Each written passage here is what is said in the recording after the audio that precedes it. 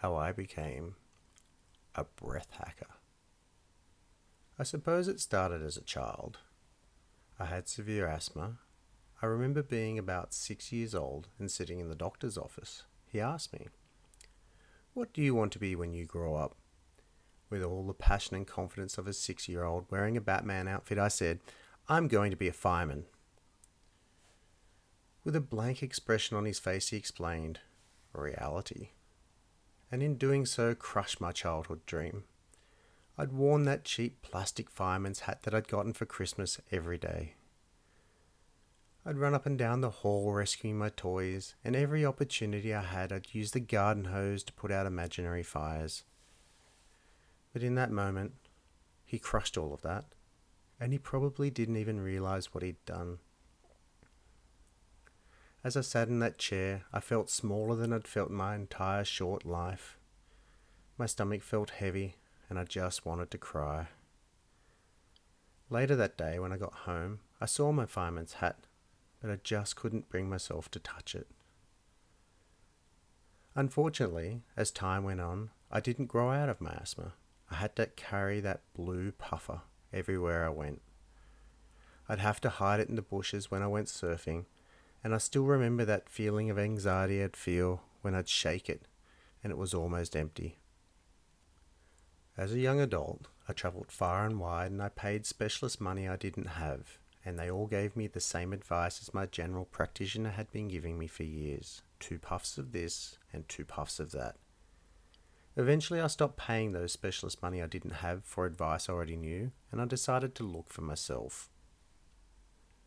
I started swimming and running socially. Because the running was making me feel so good, I had become hooked. I ended up running several marathons, and along the way I decided to make my breathing strong. I had the desire to make my breathing bulletproof. So I did some research online and purchased myself a respiratory muscle trainer. It worked, but possibly too well. Full of confidence, I decided to try 100-kilometer ultramarathons. On my first one, I injured myself 45 kilometers in, but I completed it, be it slower than I would have liked. I felt that I had unfinished business and wanted to better my time, so I signed up again. This time I developed the flu on the lead up, which turned into a chest infection, but I decided to run it anyway. The coughing and spluttering started about 2 kilometers in, and I'm not proud of myself that I run sick, and I pulled out about 78 kilometers. I actually had no intention of pulling out when I did. Whilst I was still coughing and spluttering, that track between Lura and Wentworth Falls in the Blue Mountains would have to be my favourite place in the whole world to run. As I was running, I had AC/DC playing on my headphones. My headlamp was illuminating the single path in front of me, and I was on track. I was on track to get the elusive belt buckle. That belt buckle you get for running a certain time. As we traversed down a gully, the gentleman in front of me took a tumble. He fell down the stairs, and as he rolled, his ski poles flailed about. Luckily, he hit a tree before falling further into the ravine. As he got up, he turned to me, his eyes glaring, and he yelled expletives in a French accent. This man ended my event, but this man possibly saved me. I had followed that man, coughing and spluttering, for about 5 kilometers as we snaked our way through the trails. He was setting the type of pace where he wasn't able to pull away, but I wasn't fast enough to overtake either. As we approached the stairs, I suspect my coughing caused a lapse in concentration. My suspicions were soon confirmed.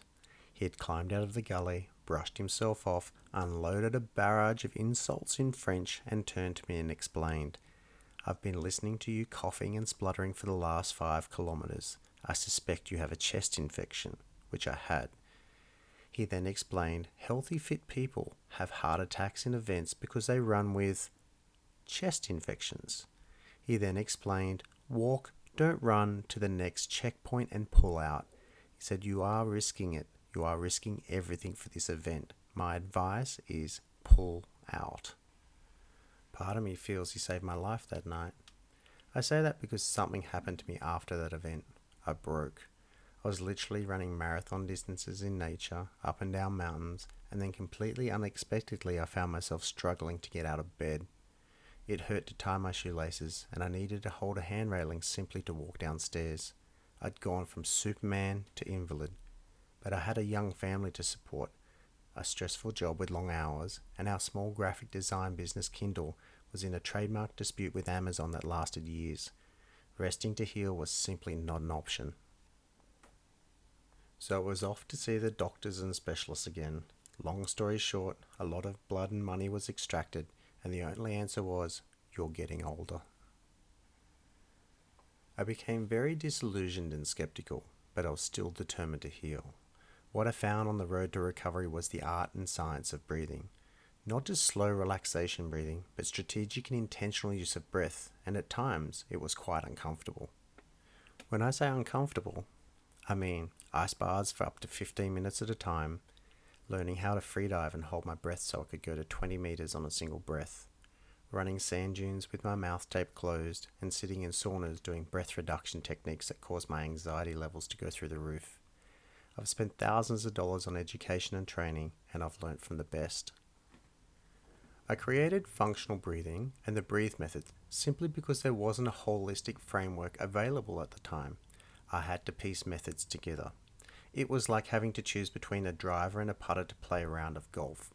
I wanted to make all the clubs available.